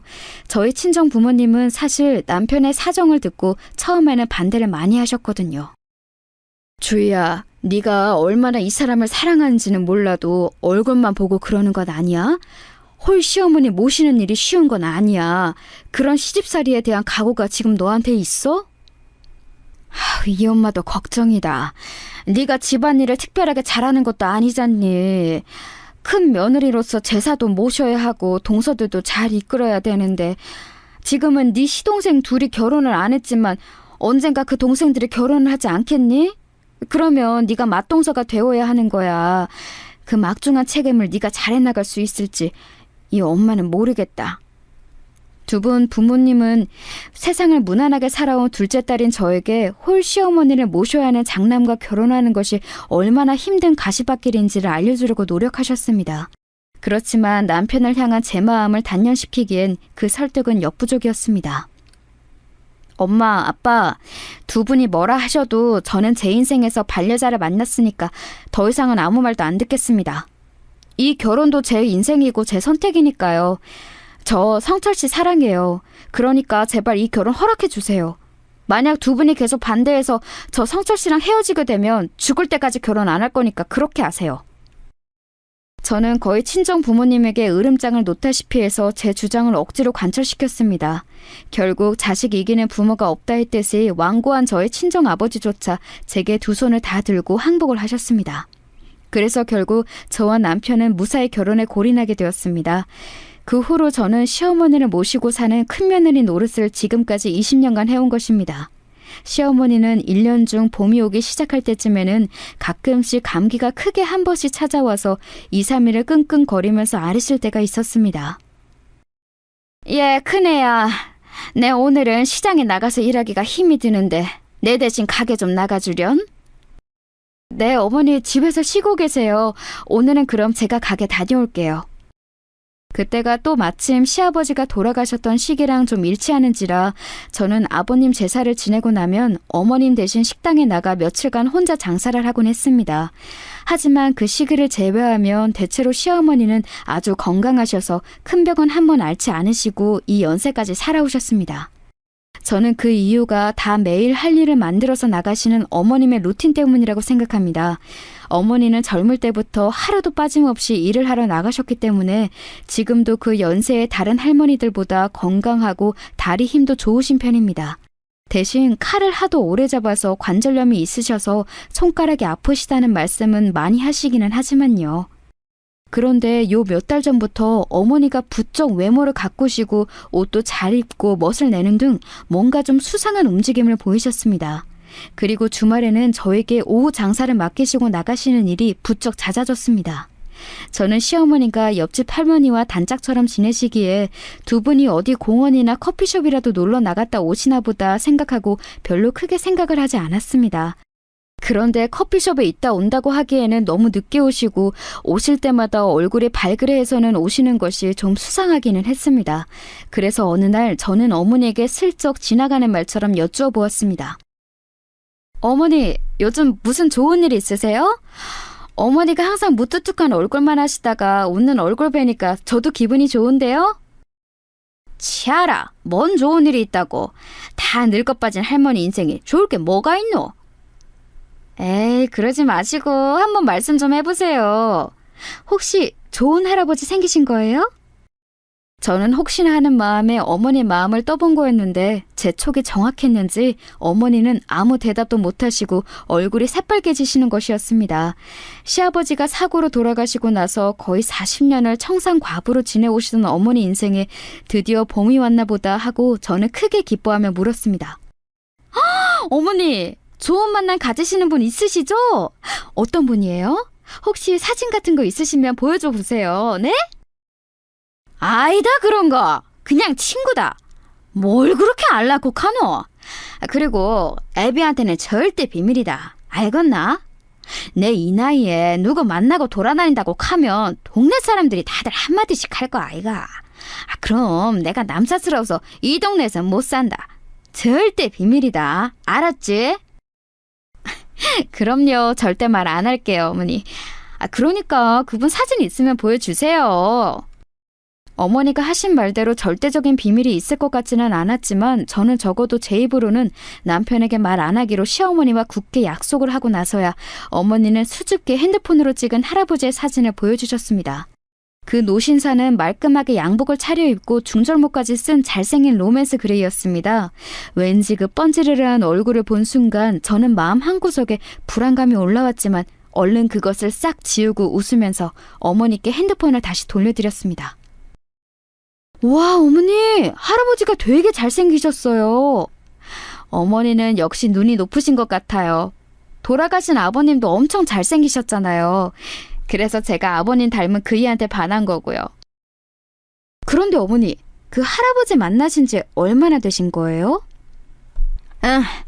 내 이 할배를 알게 된 건 올해 초 구민회 간 노래 강습 시간 아니나. 거기서 알게 된 거다. 그리고 내 말해 두는데 그 영감이랑 사귀는 거 절대 아니다. 알았나? 네, 알겠어요. 친구로 잘 지내시면 되죠. 그러다가 더 좋아지시면 전 같이 사셔도 괜찮을 것 같아요. 어머니 40년 동안 혼자 외롭게 사셨잖아요. 애비도 그렇고 시동생들도 아마 이해할 거예요. 제가 웃으면서 어머니께 말씀드리니 어머니 얼굴이 더 빨개지시는 게 아니겠어요? 혹시나 하는 희망을 가지고 계신 게 보였습니다. 그리고 정말 진심으로 그 할아버지를 좋아하시는 것 같았습니다. 그날은 그렇게 시어머니와 가볍게 몇 마디 나누고 지나갔는데 어머니는 그 후부터 마음이 놓이셨던 것인지 밤 마시를 점점 늦게 그리고 자주 다니시는 것이었습니다. 저는 좀 걱정이 되어 남편에게 말했습니다. 요즘 어머니 밤에 너무 늦게 들어오시네. 당신이 뭐 하시는 건지 한번 좀 물어봐. 나한테는 영 남사스럽다고 말씀을 안 하시네. 됐다. 노인네 그런 재미로라도 좀 지내야지. 맨날 집안에서 궁상만 떨고 그러면 우울해져. 그러니 니도 아무 말 말고 모른 척 해버리라. 알겠나? 뭐 당신이 그렇게 긍정적이면 다행이긴 한데 나는 좀 걱정이 되네. 저는 사연을 알고 있는 사람으로서 어머니가 늦게까지 무슨 일에 빠져 계시는지를, 아니 그 할아버지에게 무슨 일을 당하시는 건 아닌지 걱정이 되기 시작했습니다. 어머니는 그 할아버지를 친구로 생각하실 수는 있지만 남자들은 젊으나 늙으나 여자에 대한 생각은 다 똑같잖아요. 혹시나 원치 않는 사건이 생길까봐 저는 가슴을 졸이며 어머니께 몇 번을 물어보고 확인을 해야 했습니다. 어머니, 요즘 그 할아버지 자주 밤에 만나시는 것 같은데 그분이 신사적인 분인 거 맞죠? 혹시나 어머니께 해코지하거나 하는 일이 있으면 꼭 저한테 말씀하세요. 부끄럽다고 생각하지 마시고요. 애비한테는 얘기 안 할 테니까요. 니는 뭐 그래 쓸데없는 걱정을 하노? 네, 그 영감이랑 손잡는 거 외에는 절대 아무것도 안 할 테니까 걱정 마라. 내도 이래 늙어갖고 그런 짓 못한다 아이가. 아이, 그러시면 다행이긴 한데 저는 어머니가 원치 않게 그분이 하자는 대로 할까봐 그게 걱정이 돼서 그래요. 어머니가 재혼이나 그런 생각이 있으시면 상관은 없는데. 아이다. 이 나이 돼서 남사스럽게 무슨 재혼이가. 쓸데없는 소리 하지도 마라. 내 그 영감이랑 그런 사이까지 아이다. 걱정하지 마라. 시어머니는 얼굴이 발그레해져서는 손사래까지 치면서 강하게 부정을 하시는 것이었습니다. 그러나 어머니가 그런 반응을 보이실수록 저는 어머니가 그 할아버지랑 깊은 관계가 된 것 같아서 점점 불안감이 커져갔습니다. 그런데다 요즘에는 손에 끼던 반지나 금목걸이 같은 것을 어머니가 끼고 나갔다가 안 하고 돌아오시는 것을 보았습니다. 그러면서 어머니는 점점 말을 잃어버리신 사람처럼 멍하니 계시거나 식당에서 일을 하시다가도 잠깐 정신이 없어 보이셨습니다. 어머니가 유리컵을 깬다거나 반찬을 흘리시는 등의 초보적인 실수가 잦아지자 어느 날 저는 불안한 마음을 감추지 못하고 어머니를 가게 뒤로 따로 불렀습니다. 어머니, 무슨 일 있으신 거 맞죠? 요즘 너무 실수가 잦으세요. 꼭 정신이 딴 데 가 있으신 것 같아요. 그 할아버지하고 무슨 일 있으시죠? 애비한테 절대 말 안 할 테니까 저한테만 얘기해 보세요. 그렇게 마음속에 꼭꼭 담아두기만 하면 병나실까 싶어서 그래요. 아니라니까.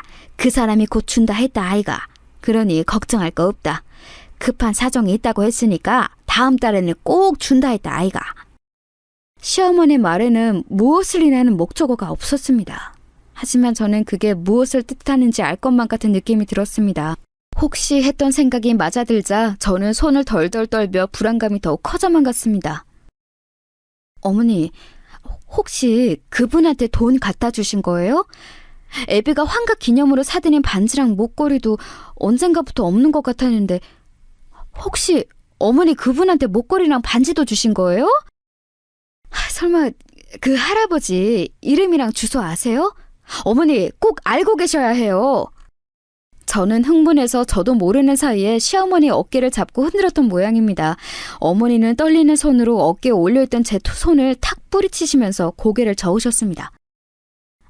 아니다. 그럴 리가 없다. 그 영감탱이가 돈 나오면 조금 이따 준다고 했다. 그러니까 너도 너무 걱정하지 말고 그냥 모른 척 해라. 아범한테 말할 생각 말고. 알았니? 그만 들어가라. 우리 둘 다 없으면 가게를 누가 하노? 시어머니는 당황하신 듯 떨리는 목소리로 저를 나무라셨지만 그 말투에는 힘이 하나도 없었습니다. 어머니조차도 그분의 준다는 약속에 대한 확신이 없으신 것 같았습니다.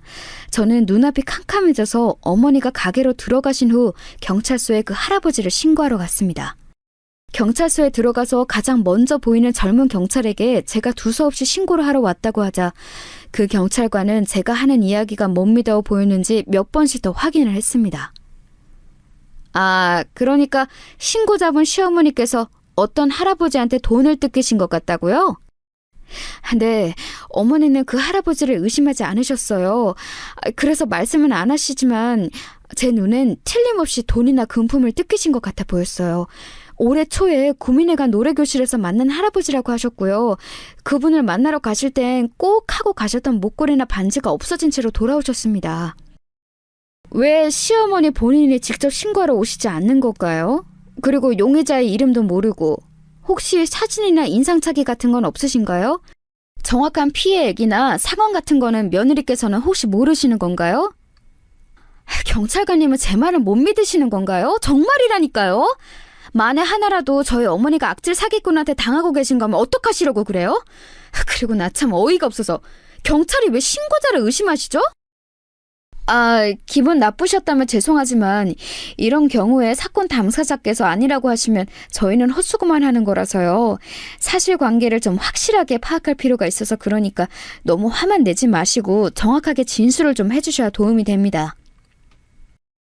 저는 제가 아는 한도 내에서 경찰관에서 자세하게 진술을 했지만 제 진술을 듣던 경찰관은 낭패한 표정으로 고개를 절레절레 저었습니다.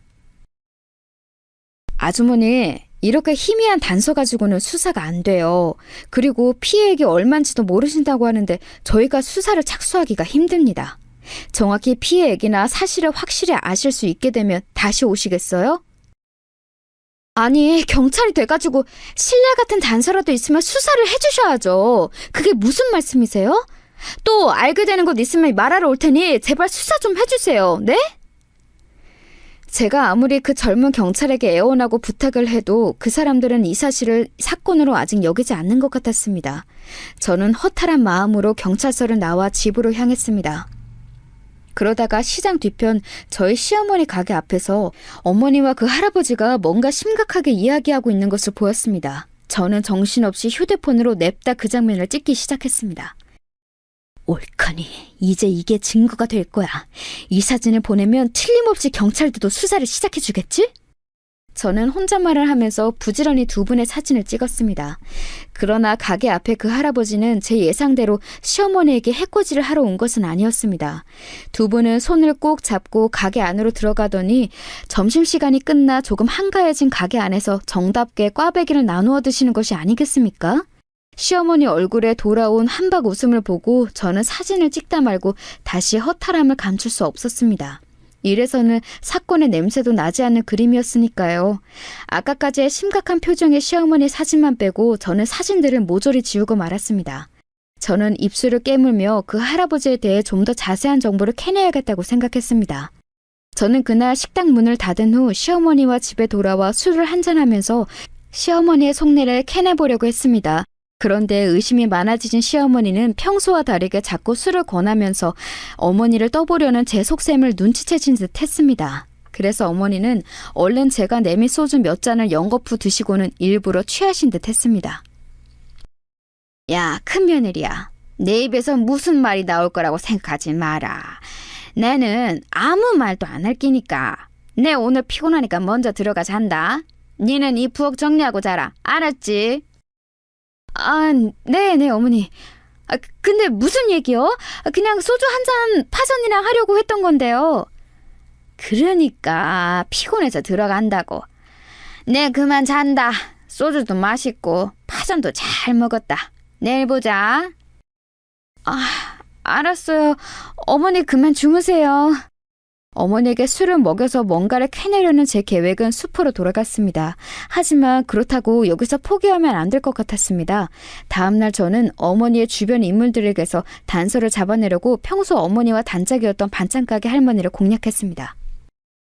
아, 할머니 저 반찬 사러 왔어요. 그런데 요즘 저희 어머니랑 노래교실 잘 다니고 계세요? 아우, 그럼 잘 다니고 있다. 근데 그건 왜? 혹시 저희 어머니랑 친한 할아버지 있으시죠? 이렇게 생기신 분이요.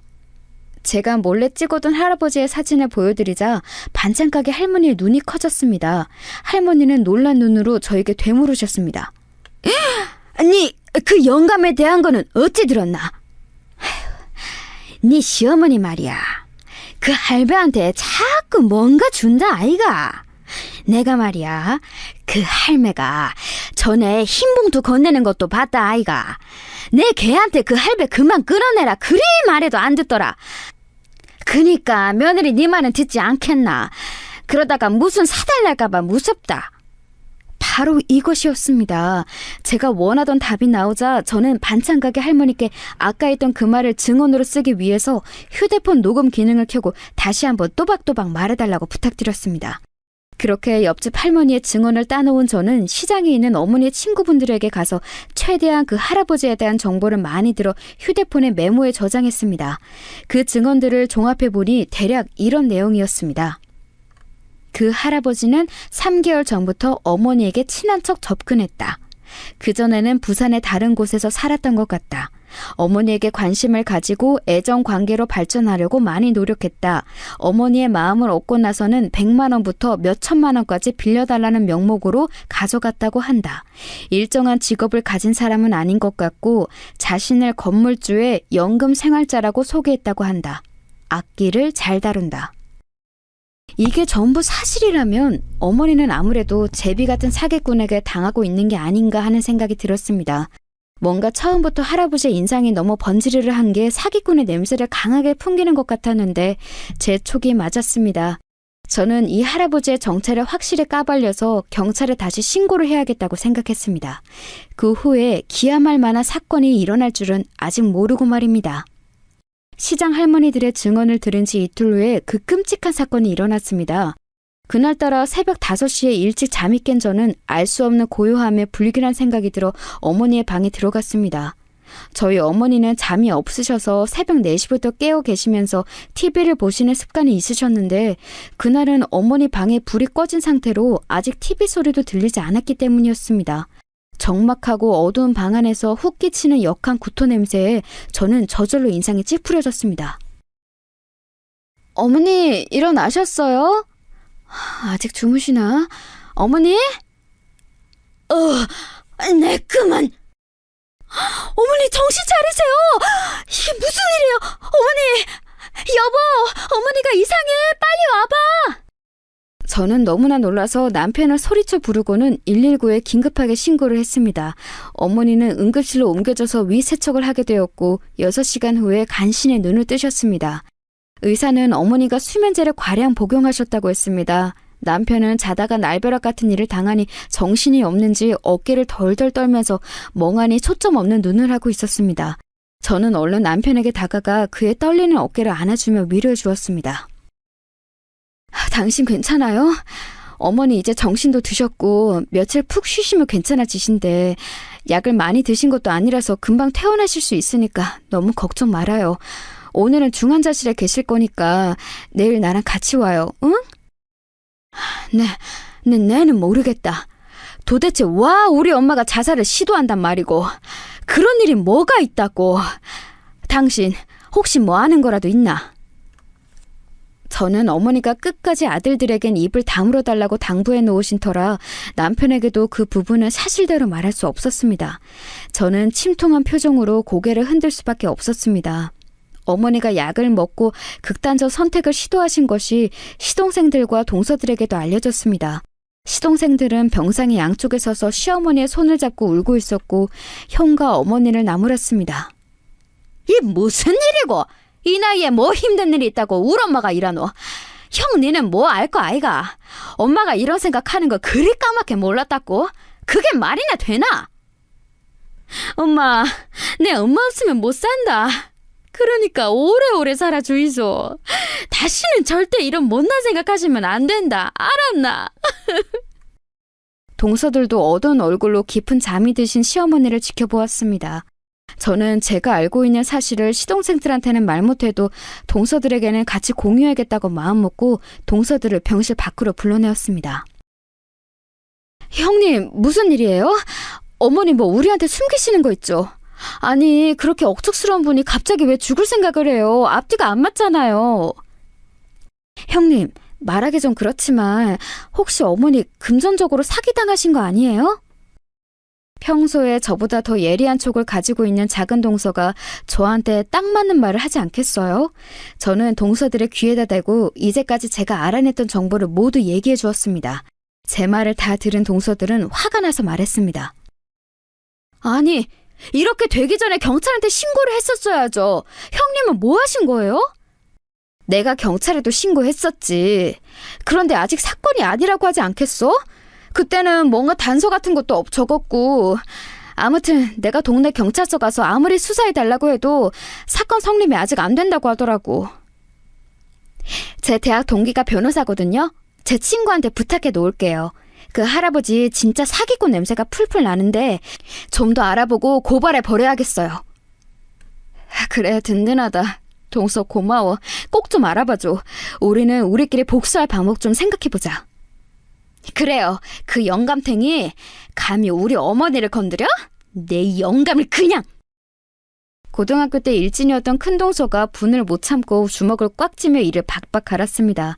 저는 그런 큰동서를 보며 마음속으로 큰동서의 비위는 절대 건드리지 말아야겠다고 다짐했습니다. 저와 큰동서는 그 다음날 시어머니가 다니시던 노래교실에 나갔습니다. 수업 시작하기 전에 그 노래교실의 강사를 따로 만나 할아버지의 신상에 대해서 조금 더 알아본 저와 큰동서는 할아버지가 노래교실을 마치고 구민회관을 나가자 몰래 그 뒤를 밟았습니다. 그 노인은 노인치고는 허리도 굽지 않았고 걸음걸이도 힘찬 편이었습니다. 저는 할아버지를 미행하면서 점점 숨이 턱까지 차오르는 것을 느꼈습니다.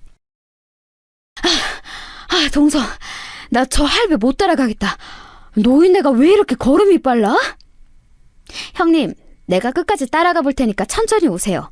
어디 들어가면 제가 문자 보낼게요. 그래, 알았어. 숨 좀 고르고 곧 따라갈게. 끝까지 놓치지 말고 좀 부탁할게, 동서. 저는 땅바닥에 철푸덕 주저앉아서 가슴을 부여잡고 숨을 골랐습니다. 그렇게 조금 앉아서 휴식을 취하고 있으니 동서의 문자가 왔습니다. 동서는 어느 프랜차이즈 커피숍에 들어가 있다고 하면서 그곳에 주소를 보내주었습니다. 저는 급하게 지도를 켜고 거기를 찾아 들어갔습니다. 그 노인네는 뻔뻔하게도 다른 할머니에게 붙어서 점잖게 커피를 마시고 있는 것이 아니겠습니까? 그 테이블에서 좀 떨어진 외진 곳에서 동서가 제게 손짓을 하면서 그 노인네를 힐끔힐끔 감시하고 있었습니다. 저는 동서가 있는 테이블로 가자마자 큰 동서에게 그동안 일어난 일을 물어봤습니다. 어떻게 되고 있는 거야? 저 노인의 타겟이 여러 명인 건가? 아니면 우리 시어머니는 이제 담을 다 빼고 배신한 거야? 그건 자세히 모르겠고 귀 기울여 들으니까 저 노인네가 여러 달이 걸친 건 확실해요. 저 할매도 그 마수에 걸레든 불쌍한 어린 양인가 봐. 아까 들은 바로는 건물을 사야 하는데 돈이 안 들어와서 5천만 원 정도 필요하다고 저 할머니한테 빌려달라고 하는 것 같았어요. 그래? 확실하지? 우리 어떡할까? 저 노인네 꼼짝 못하고 경찰서에 쳐넣을 수 있는 방법 없겠어? 그러면 이렇게 하는 건 어떨까요, 형님? 큰 동서가 제 귀에다 대고 그 노인네가 나가기 전에 할머니에게 꽉 붙잡혀서 신고당할 만큼 우리가 깽판을 쳐주자는 내용으로 계획을 말해주었습니다. 그 말을 들으니 꽤 솔깃했고 성공하면 저 뻔뻔한 제비 사기꾼을 유치장에다가 쳐넣을 수 있을 것 같았습니다. 저와 동서는 마주보고 고개를 끄덕하고는 비장한 표정으로 한참 앞에 있는 먹잇감을 새치혀로 홀리고 있는 할아버지에게 다가갔습니다. 우선 큰 동서가 사기꾼의 앞에 쓱 나타나서 소리쳤습니다. 아버지, 여기서 뭘 하시는 거예요? 또 요양병원에서 나오신 거예요? 아이고, 내가 못 살아. 정신머리 없으신 분이 몸은 왜 이리 건강해가지고 자식 새끼 속이나 속이고. 얼른 나가요, 나가. 동서가 크게 소리를 지르면서 그 할아버지의 팔짱을 끼고 일으키려고 안간힘을 쓰자 할아버지는 미간을 찌푸리면서 물었습니다. 아니, 당신이 누군데 나한테 헛소리를 해? 나 딸내미 없어. 아이고, 우리 아버지 또 헛소리 시작하시네. 할머니, 사실 이분 저희 아버지인데요. 지금 치매 걸리셔서 누구한테든 아무 말이나 하고 다니시는 거예요. 그러니까 얼른 신고 좀 해주세요. 네? 저는 화분 뒤에서 숨어 있다가 큰 동서가 그 노인을 붙잡고 매달리자 얼른 등장해서 큰 소리로 외쳤습니다. 아이고, 여보! 아니, 왜 여기 있어요? 병원에 있으셔야 할 분이. 그러면서 저는 큰 동서에게 한쪽 눈을 살짝 감았습니다. 그랬더니 동서가 기다렸다는 듯이 저에게 맞장구를 치는 게 아니겠습니까? 새엄마, 여기는 어떻게 온 거예요? 그러니까 진작에 우리 아버지가 이상한 행동 하시기 전에 잘 보고 있으라고 했잖아요. 그러라고 내가 새엄마한테 월급 주는 거 아니에요? 계속 이러면 저 새엄마 자를 거예요? 그러면서 큰 동서가 그 할머니를 쳐다보자 할머니는 겁에 질려서 입술을 바들바들 떨고 계셨습니다. 동서는 측은한 얼굴로 할머니를 보았습니다. 저희 아버지가 할머니한테 무슨 말을 했는지 몰라도 다 헛소리니까 믿지 마시고 혹시 우리 아버지가 돈 빌려달라고 하지 않으셨어요? 그거 다 사기니까 얼른 신고하세요. 할머니는 망연자실한 얼굴로 고개를 끄덕였습니다. 그리고는 급히 112를 눌러 경찰에게 그 노인네를 신고하셨습니다. 그 제비 사기꾼은 불쌍할 정도로 얼굴에 경련을 일으키더니 화를 내면서 버럭 소리를 질렀습니다. 아니, 이년들이 미쳤나? 나 치매 아니야. 그리고 누가 내 딸이고 누가 내 마누라야? 어디서 나타난지 오늘 처음 보는구만. 이년들이 이거 안 놔? 니들이야말로 경찰에 신고당하고 싶어? 이제야 본색을 드러낸 그 사기꾼에게 저는 시원하게 소리를 질러주었습니다. 그동안 큰 동서는 그 노인의 팔을 꺾어 등 뒤로 돌려 도망 못 가게 꽉 잡고 있었습니다. 어허, 그래. 경찰 불러, 이 노인네야. 말 잘했다. 당신 이미순이란 이름 알지? 그분이 우리 시어머니야. 당신은 우리 어머니한테 뜯어간 1억 어쨌어. 그리고 군목권이랑 금반지 그거 다 안 내놓으면 오늘 당신 제대로 인생 종칠 줄 알아. 이 미친 노인네야. 제가 카페 안에서 큰 소리로 그 사기꾼의 죄상을 낱낱이 까발리자 카페에 있던 손님들이 모두 웅성거리며 하나둘씩 그 노인네의 사진을 찍었습니다. 큰 동서 역시 그 사기꾼의 팔을 틀어쥔 채 고래고래 소리를 질렀습니다. 내가 그 이미순 씨 둘째 며느리야. 어디서 우리 시어머니한테 사기를 쳐? 이 미친 노인네가. 우리 어머니가 그렇게 호구처럼 보였어? 동네 사람들, 얼른 이 사기꾼 제비새끼 신고 좀 해주세요. 절대로 도망 못 가게 얼굴도 박제해버리시고요. 이 사기꾼 때문에 저희 어머니가 약 드시고 자살 시도하셨어요. 이런 악질은 죽을 때까지 교도소에서 콩밥 처먹어야 해요. 뭐라고? 이미순 씨가 자살 시도? 나 책임 없어. 내가 그런 거 아니야. 이거 놔. 얼른 안 놔? 손님들은 그 경악할 만한 사기꾼의 실체를 알게 되자 욕을 하면서 그 노인에게 손가락질을 했습니다. 곧 경찰들이 출동했고 그 제비 사기꾼은 경찰차를 타고 가서 유치장에 갇히는 신세가 되었습니다. 저와 큰동서는 불쌍한 우리 시어머니의 복수를 아주 제대로 해준 셈이었지요. 그 후 저와 큰동서는 어머니가 깨어나셨다는 전화를 받고 다시 어머니가 계신 병원으로 갔습니다. 어머니는 우리가 병실로 들어서자 하염없이 눈물을 흘리시면서 제 손을 꼭 잡고 말씀하셨습니다. 아이고, 내 니한테 너무 미안하다. 그날 바로 그놈에 대해서 얘기를 다 털어놨어야 하는데 그 얼굴만 번지르르 하는 그놈이 사기치는 줄은 내가 알지를 못했다 아이가. 미안하다. 내 너무 창피하고 분에 못 이겨서 이런 짓을 저질렀지만 죽고 싶지 않았어. 그놈의 새끼 제비 새끼였다. 아, 어머니 말 많이 안 하셔도 돼요. 저희들 그동안에 있었던 일들 다 알아요. 그리고 어머니가 사기 당하신 돈 저희가 다 찾아드릴 수 있으니까 어머니는 마음 편하게 몸 회복하시는 거에만 신경 쓰세요. 네? 뭐라고? 알고 있었다고? 아니, 너희들이 그걸 어떻게 알았어? 그리고 그 노인네 진짜 사기꾼이었어? 나는 내 촉으로만 감잡고 말한 거였는데 그걸 어찌 알았나? 어머니 친구분들이 다들 그러시더라고요. 그 제비 새끼 경찰서에 붙잡혀 갔으니까 걱정하지 마시고요. 어머니 얼른 밥 많이 드시고 일어나세요. 제 입에서 사건의 경위가 술술 풀려나오자 진짜로 놀란 건 어머니뿐만이 아니었습니다. 시어머니 옆에 있던 남편 역시 눈이 휘둥그레져서 저에게 질문을 퍼부었습니다. 아니, 당신은 이런 일 있으면 나한테 의논을 했어야 되는 거 아이가? 왜 우리 아들들만 까맣게 모르게 했단 말이고. 그래, 당신 어디 다치진 않았나? 재주씨도 괜찮은 거죠? 네, 저희는 괜찮아요. 저희가 그 노인을 꽉 잡고 단단히 망신을 줘서 경찰서로 보내버렸으니까 아주버님은 걱정하지 마세요. 이제 공장으로 가보세요. 자리 너무 오래 비우시면 또 안 되잖아요. 아, 그래. 내 면목이 없다 아이가. 당신이랑 재주씨에게 큰 신세 졌네. 이번 일로 우리 아들들도 어머님한테 나쁜 놈들 들러붙지 않게 신경 좀 써야겠구만. 그럼 재주씨 다음에 봐요. 여보, 내는 이만 공장에 가볼게. 저는 병실을 나가는 남편에게 고개를 끄덕이고 어머니를 일으켜 드렸습니다. 어머니는 눈물을 흘리며 양쪽에 선 저와 큰동서의 손을 꼭 잡고 말씀하셨습니다. 네, 너희들 덕분에 살았다 아이가. 내가 깜빡 속아가지고 그놈한테 줬던 돈 1억 못 찾을까 싶어서 얼마나 마음을 졸였는가 모르겠다. 그러다가 내 혼자 도저히 해결할 길이 없어서 약을 먹었던 거야. 미안하다. 내 며느리들 아니었으면 억울하게 죽은 원기로 떠돌 뻔했다 아이가. 어머니 그런 말씀 마세요. 가족이란 게 뭐예요. 다 같이 힘을 합쳐서 어려운 일들을 헤쳐나가라고 하는 거잖아요. 앞으로도 작은 일이라도 있으시면 꼭 저희한테 말씀해 주세요. 아셨죠? 그래 알겠다. 내 진짜 고맙대. 너희들 아니었으면 지금쯤 어떻게 됐을지. 아휴, 내는 진짜로 끔찍하다. 어머니는 걱정 마시고 몸만 회복하세요. 우리 집안의 기둥이신데 약해지시면 어떡해요. 우리 이번 일은 액땜했다고 생각하고 얼른 다시 일상으로 돌아가요, 우리.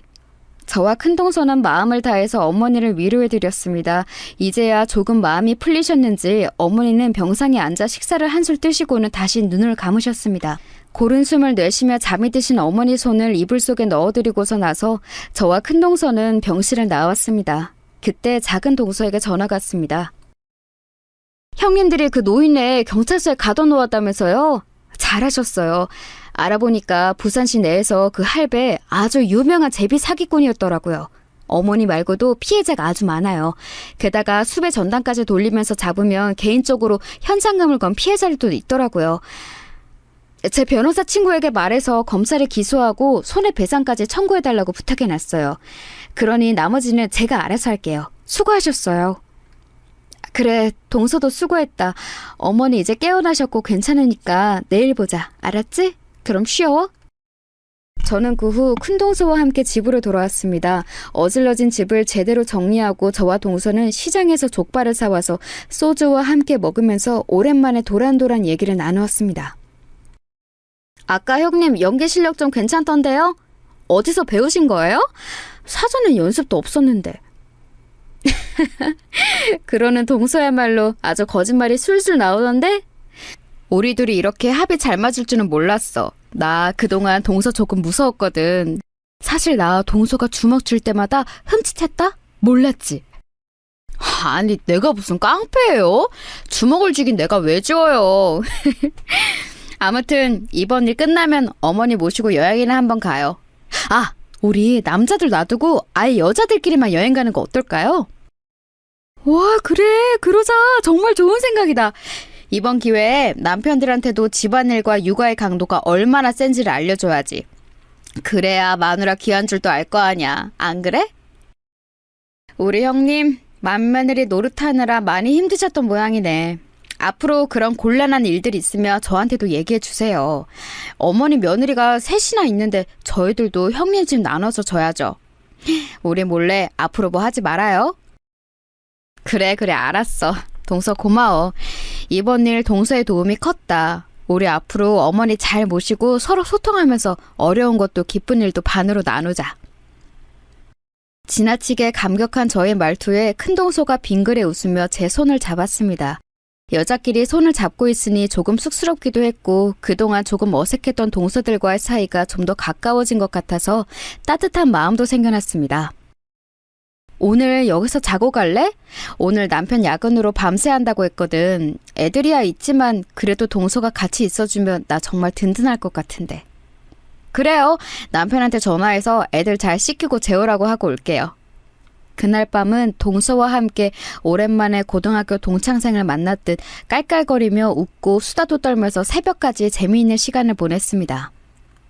다음 주에 저희 시어머니는 퇴원을 하십니다. 사실 이제 몸은 거의 회복이 다 되셨지만 정신의 안정까지 고려해서 더 푹 쉬시라고 다음 주까지 2, 3일 더 병원에 계시기로 했습니다. 어머니가 퇴원하시고 그 사기 사건이 다 해결되고 나면 저희 며느리들과 함께 태국으로 여행을 가려고 준비 중입니다. 이번에는 경찰에서 허술하게 수사를 하는지 제대로 하는지 꼭 알아보고 조금이라도 빠진 진술이나 증거가 없는지 꼼꼼하게 챙길 작정입니다. 처음에 제 신고를 제대로 받아주지 않고 허술한 대응을 했던 경찰서에 가서 그 젊은 경관에게 사과도 받아냈습니다. 아주머니 이거 정말 면목이 없네요. 죄송합니다. 제가 조금만 더 빠릿하게 대응을 했더라면 시민분이 고생을 하지 않으셔도 될 뻔했는데 정말 사과드립니다. 그래요. 경찰관님이 해야 될 일인데 저랑 동서가 했죠. 앞으로는 작은 사건이라도 놓치지 마시고요. 시민의 말에 귀를 좀 기울여 주세요. 일 열심히 하고 욕먹으면 안 되잖아요? 저희 어머니 사건 낱낱이 파헤쳐서 제대로 피해자 벌 주세요. 제가 바라는 건 그것밖에 없으니까요. 네네 알겠습니다. 아주머니 정말 면목 없습니다. 안녕히 돌아가세요. 그 사기꾼 노인네는 갇혀서 이제 형량구역만 남겨두고 있다고 합니다. 그리고 현상금을 걸었던 피해자를 만나 저희들은 사례비를 조금 받았습니다. 그 피해자들은 악랄한 그 노인네에게 속아 저희 어머니보다 더 많은 금액을 사기당하고 눈에 불을 켜고 그놈을 찾고 있었다고 하더라고요. 현상금은 500만 원이었지만 저희는 양심적으로 200만 받았습니다. 피해를 당한 할머니는 눈물을 흘리면서 저희에게 연신 고맙다고 인사를 하셨습니다. 여러분, 저의 이 기막힌 사연 어떠셨나요? 저에게는 인생에서 잊을 수 없는 사건이 될 것 같습니다. 그리고 이보다 더 큰 일은 아무래도 없어야겠지요. 이제는 시어머니와 저희 가족들의 앞날에 좋은 일만 있었으면 하고 기원합니다. 우연히 저희 시어머니가 사기꾼의 검은 손에 걸려 고생을 하셨고 그로 인해 마음고생도 많이 했지만 이번 일로 저는 가족이라는 것의 끈끈함에 대해서 다시 한번 생각해보는 계기가 되었습니다. 이제부터 시어머니도 남편에게도 서로 조금 더 관심을 갖고 안부를 물어봐주고 서로 거리낌 없이 무엇이든 털어놓을 수 있는 분위기를 만들자는 결심을 하게 되었습니다. 같이 산다는 이유로 너무나도 아무렇지 않게 흘려보낸 감정이 많고 서로 참으면서 신세를 안 지려는 쓸데없는 오기를 부리다가 일이 더 커지는 경우가 많다고 생각합니다. 그것이 사랑의 감정이든 서운함이든 아니면 화가 난 것이든 간에 너무 늦지 않게 솔직하게 이야기를 하는 게 너무나도 중요하다는 사실을 깨닫게 되었습니다. 여러분, 오늘 제 이야기는 여기까지입니다. 이 사건이 잘 마무리되고 나서 저는 어머니를 모시고 동서들과 함께 여자들만의 여행을 다녀올 예정입니다. 그 여행에서 우리 가족들은 조금 더 풀어진 마음으로 솔직한 감정을 나누고 돌아오게 되기를 조심스럽게 바라봅니다. 그리고 물론 그나라의 아름다운 자연, 문물과 문화를 마음껏 경험하고 맛있는 것도 많이 먹고 올 예정이지요. 여러분, 인생은 그리 길지 않습니다. 인생은 개인에게 주어진 선물 같은 것이고 꼭 아둥바둥 살지 않아도 된다고 생각합니다. 그러니 여러분들도 살면서 좀 더 주변 사람들에게 하고 싶은 말도 하시고 같은 시간과 공간을 향유하는 기쁨도 누려보시길 바랍니다. 또 한 가지 제가 말씀드리고 싶은 것이 있습니다. 호랑이에게 물려가도 정신만 차리면 산다는 속담이 있지요. 혹시 여러분 주변에 아무 말 못하고 끙끙대면서 범죄의 피해자가 된 사람들이 있을지 모릅니다.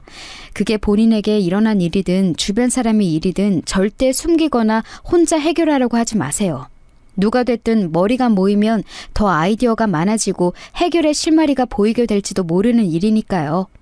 저의 긴 글 읽어주셔서 감사합니다. 여러분들 건강하시고 행복하세요.